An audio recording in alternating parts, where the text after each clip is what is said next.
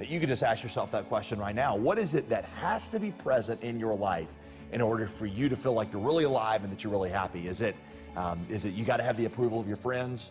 Is it that you've got to get into a certain school, you've got to have a certain reputation, you got to make a certain kind of money or something like that? You got to have a boyfriend or girlfriend, or your body's got to be a certain way. Whatever it is that you worship, you fear the loss of that thing. That's why fear grows out of worship.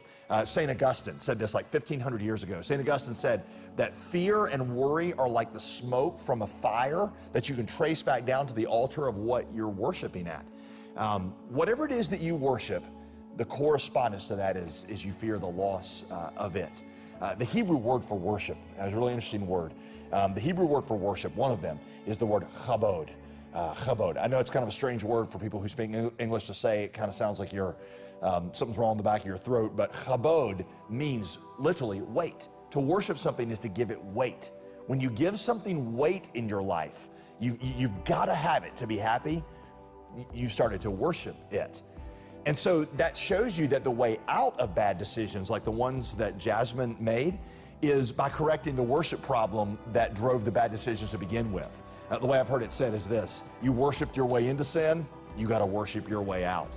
It is only by the worship of God that you really experience freedom.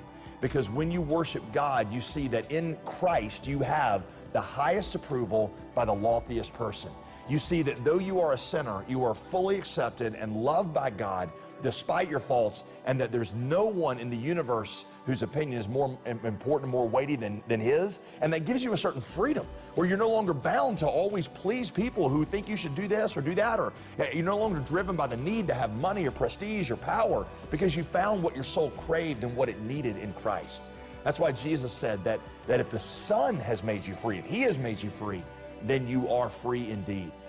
So experience that fullness in Christ that will give you the freedom to walk through life without fear and to make the decisions that you know are the right ones to make.